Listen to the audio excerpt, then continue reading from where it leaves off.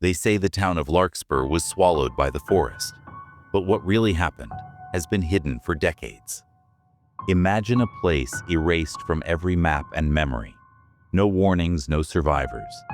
This is the story of a secret experiment, a vanished town, and the forest that refuses to forget.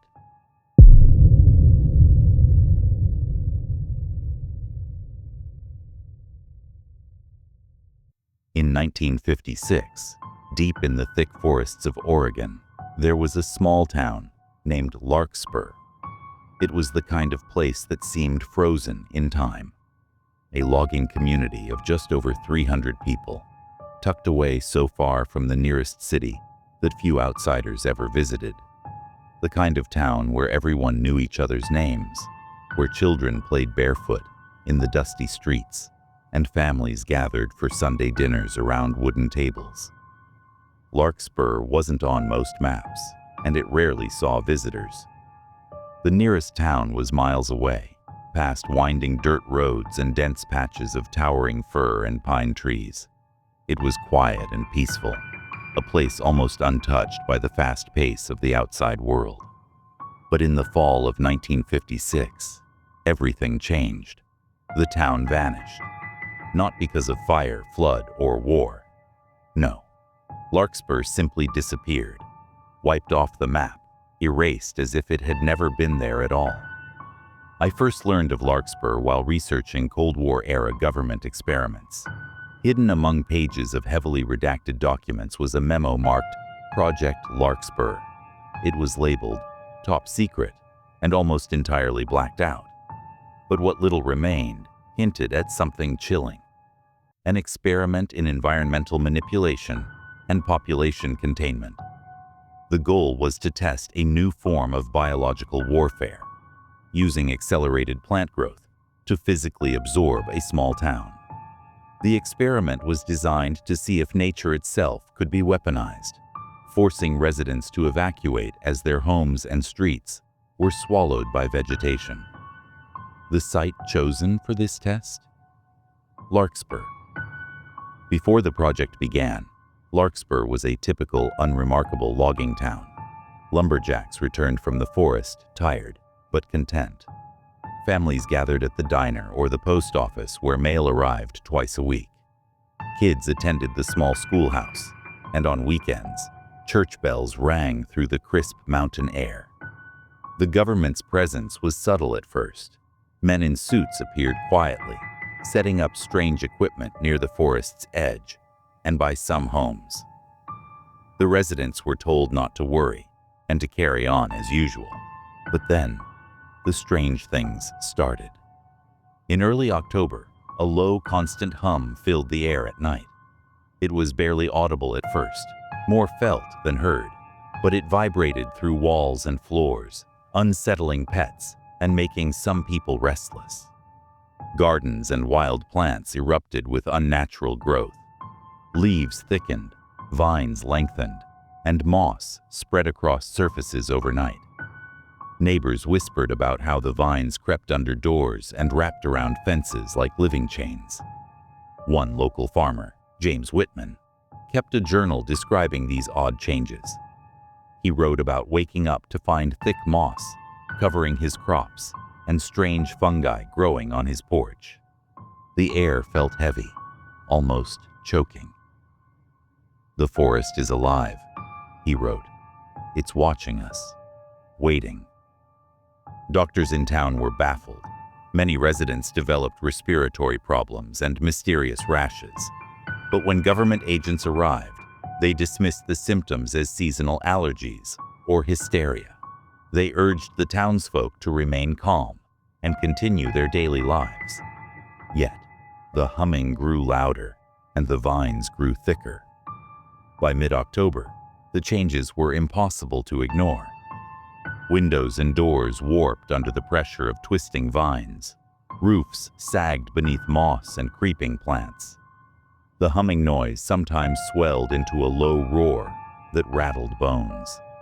Some residents found their pets missing or behaving erratically. Others swore they saw shadows moving just beyond the tree line. The once peaceful town had become a place of growing unease. And then, people started disappearing. It began with a few loggers who ventured too deep into the forest and never returned. Search parties found no signs of a struggle, only footprints leading into the dense undergrowth. Then nothing. Families began to evacuate, some fleeing in the dead of night, leaving belongings behind. Others simply vanished. Helen, the general store owner and one of the last to stay, sent out a desperate radio call for help. Her transmission was abruptly cut off with static, leaving only silence. By early November, Larkspur was empty. But the forest didn't just reclaim the empty buildings, it swallowed the town whole. Satellite images taken years after the disappearance show something strange. Instead of the town, there's just a dense patch of forest. But it's not like any other forest. The trees grow in unnerving, unnatural patterns, straight rows and grids that no natural forest would ever form. Those who have ventured near the area speak of a silence so deep it presses against the ears. Compasses spin without reason. Phones and GPS devices lose signal. Time itself seems warped, with hikers reporting that hours pass in what feels like minutes, or vice versa. One hiker told me he felt eyes watching him from the trees, though no one else was nearby. A retired forest ranger who patrolled the area in the 1980s shared his story. He asked that I keep his name confidential, but he described a place where reality felt off. He called it a liminal zone, a threshold between what's real and something else. The trees grow too perfect there, he said, like they were planted in a pattern. The air feels thick, almost electric. Time doesn't flow the way it should. During one patrol, he found a rusted metal sign half buried in moss that read, "Welcome to Larkspur." It was the only physical evidence he ever found that confirmed a town had been there. More unsettling are the local rumors. People in nearby towns tell stories of ghostly figures wandering the woods, pale shapes in outdated clothes, vanishing when approached. Whispers speak of faint voices carried by the wind, calling names from long ago. Some believe there's a hidden government bunker beneath the forest floor. They say experiments continued underground, long after the town disappeared, away from public eyes.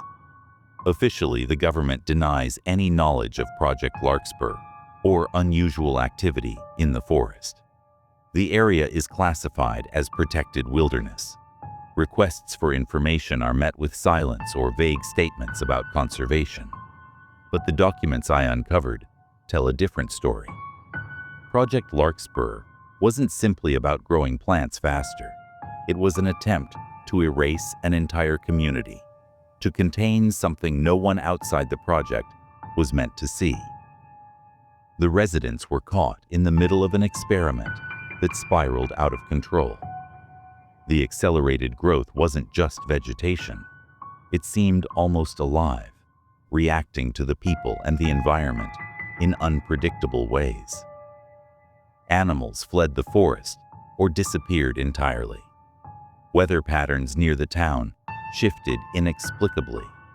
Some of those who lived in Larkspur before the experiment still surface in accounts from locals. They remember the town with an eerie clarity, families who suddenly left or were taken. One woman told me her grandfather was born in Larkspur, but refused to speak of it after the disappearance. She believes his memories were wiped clean by the government. I spoke to a few historians who specialize in Cold War secrets. They confirmed that many projects like Larkspur were launched under deep secrecy, but few failed as completely as this one. Most such experiments were quietly abandoned or erased from records. Larkspur's complete physical and historical disappearance is almost unique. It's hard to say exactly what happened. Did the accelerated plant growth suffocate the town? Did the government cover up a disaster bigger than anyone admits? What's clear is that Larkspur wasn't just erased from maps. It was erased from memory, history, and reality itself. Sometimes, when the wind blows through the trees in that part of Oregon, locals say you can hear faint whispers, names called softly on the breeze, a warning perhaps from the town that never should have vanished. If you enjoyed these chilling tales and want more true horror stories from the shadows, don't forget to hit that like button, subscribe to Hauntica, and tap the bell icon so you never miss what's lurking next. Your support helps keep the darkness alive and the stories coming.